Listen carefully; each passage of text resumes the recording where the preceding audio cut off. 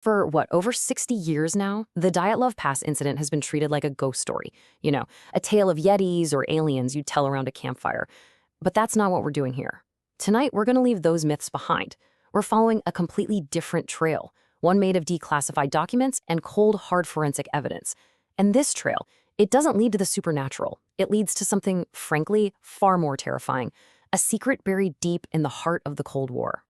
Okay, so here's how we're going to break this down. First, we'll look at the bizarre scene on the ground. Then, the strange forensic clues that were left behind. After that, we'll pull way back to see the high-stakes intelligence games being played in the skies right above them. Then, we'll see where those two stories crash into each other. And finally, we'll uncover the real price of keeping a state secret. So let's go back. It's February 1959, on the slopes of a mountain called Kolatsyahol, deep in the northern Ural Mountains. In the local Monsey language, that name means dead mountain. A bit ominous, right? Well, it was here that 9 incredibly experienced ski hikers, all of them young and capable, set out on an expedition and met an end so strange, it's defied any logical explanation for decades. When the search party finally found their camp, the scene just made zero sense. Their tent was sliced open, but here's the kicker. It was cut from the inside. Something made them desperately try to get out. They fled into this brutal, -30-degree night without shoes, without proper coats. Now, you have to ask yourself, what on earth could make 9 seasoned mountaineers abandon the only shelter they had for a certain death out in the cold? And this is where it gets really disturbing. The injuries found on the last 4 hikers, they were just horrific. 2 of them had chest fractures that doctors said were consistent with the force of a high-speed car crash. Another had a completely shattered skull. But, and this is so bizarre, their bodies showed almost no external signs of trauma. No major bruises, no cuts. It was as if they had been crushed by some kind of immense, invisible force.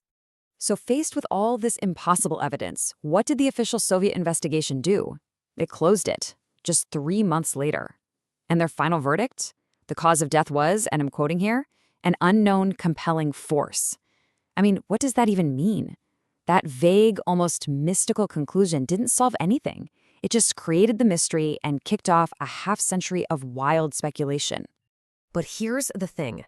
The original investigators, they actually found clues that pointed away from folklore and towards something way more concrete and, honestly, way more terrifying. So let's look at the forensic evidence that they documented and then, conveniently, just pushed aside. First, there were these strange accounts from the victims' own families. Several of them, people who actually attended the funerals, remembered that the bodies had a weird, deep orange tan. It just wasn't a natural color.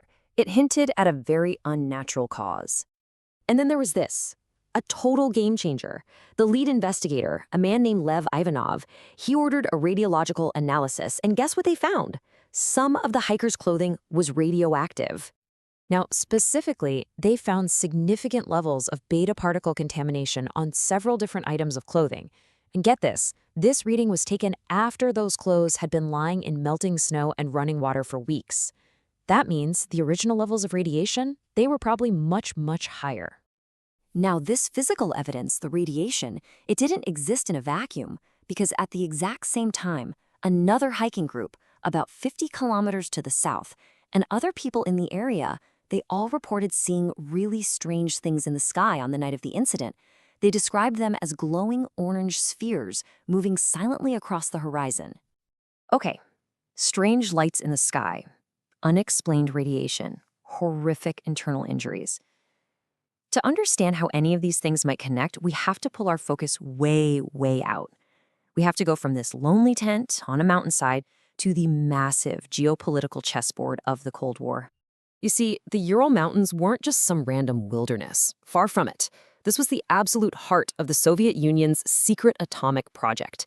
It was a totally closed-off region filled with nuclear plants, weapons labs, and missile test ranges.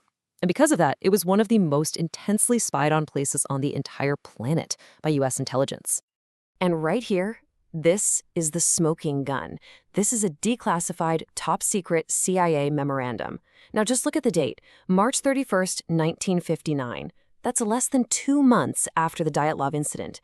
It's all about suspected ICBM, intercontinental ballistic missile, deployment in the Polyarny-Ural area. That is the exact region where the hikers died. The CIA was watching. They knew something was up. And this region, it had a history, a really bad one. Just 2 years earlier in 1957, the Kyshtym disaster at the Mayak nuclear plant caused one of the worst nuclear accidents in history, right up there with Chernobyl and Fukushima. And the Soviets, they covered it up completely. This just shows you the level of secrecy they were capable of and the sheer scale of the dangerous stuff happening in the Urals. Okay, so let's start putting the pieces together.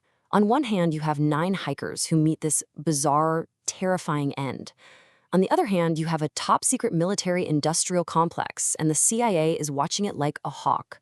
This is exactly where those two narratives converge. I mean, this contrast is it's stark, isn't it? On one side, you have the cold, analytical language of an intelligence memo talking about missile sites. And on the other, you have the smiling faces of 9 young people on the adventure of a lifetime. They were 2 completely different worlds on a collision course in the exact same remote corner of the mountains, and neither had any idea the other was there. When you lay it all out on a timeline like this, the pattern becomes impossible to ignore. First, you have the Kyshtym disaster in '57, which sets the precedent for extreme secrecy. Then, February '59, the hikers die at the very same time that witnesses are seeing those orange spheres. Just a month later, the CIA is documenting ICBM activity in that exact area. And then, a year after that, a U-2 spy plane is shot down over the Urals. This wasn't just any mountain range, it was an active front line in the Cold War. All of which brings us to our final, and honestly, our most chilling conclusion. The real mystery of Dyatlov Pass wasn't about what happened. It was about what was being hidden.